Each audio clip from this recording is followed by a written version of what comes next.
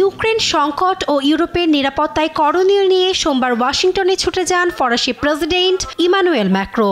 Donald Trump দ্বিতীয় দফায় ক্ষমতা গ্রহণের পর ইউরোপের প্রথম কোনো নেতার সঙ্গে ট্রাম্পের সাক্ষাৎ। আলোচনায় প্রাধান্য পায় ইউক্রেন ইস্যু।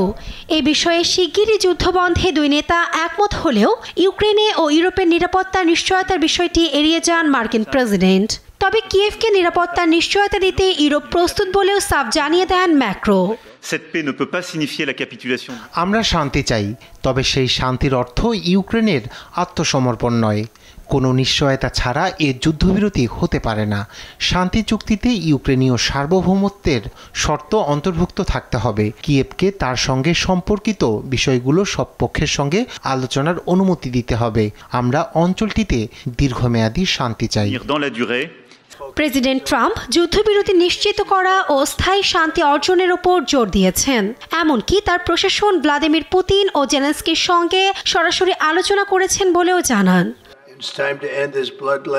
আমাদের লক্ষ্য যত দ্রুত সম্ভব যুদ্ধবিরতি অর্জন ও শেষ পর্যন্ত স্থায়ী শান্তি প্রতিষ্ঠা করা। প্রেসিডেন্ট ম্যাক্রোর সঙ্গে আমার সাক্ষাৎ ছিল গুরুত্বপূর্ণ পদক্ষেপ, কারণ তিনি শুরু থেকেই এই বিষয়ে জড়িত ছিলেন। এদিকে যুক্তরাষ্ট্রের সঙ্গে বিরল খনিজ চুক্তির রূপরেখা তুলে ধরেছেন রাশিয়ার প্রেসিডেন্ট ভ্লাদিমির পুতিন। রাষ্ট্রীয় টেলিভিশনের সাক্ষাতে মার্কিন অভ্যন্তরীণ বাজারে অ্যালুমিনিয়াম সরবরাহের প্রস্তাব দেন। শান্তি আলোচনায় ইউরোপের অংশগ্রহণে কোনো বাধা নেই বলেও জানান। চলমান সংকট নিয়ে এদিন জাতিসংঘ সাধারণ পরিষদের 11তম জরুরি বিশেষ অধিবেশনে এক বিরল ঘটনা ঘটে।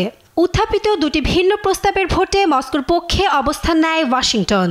ইউক্রেনে মস্কোর আগ্রাসনের নিন্দা ও ইউক্রেনের আঞ্চলিক অখণ্ডতার পক্ষে প্রস্তাব উত্থাপন করে ইউরোপ।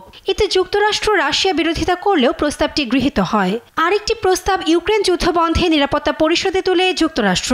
পক্ষে ভোট দেয় ওয়াশিংটন রাশিয়া, বিরত থাকে যুক্তরাজ্য ও France. Nasrin Akter, news desk, Desh TV.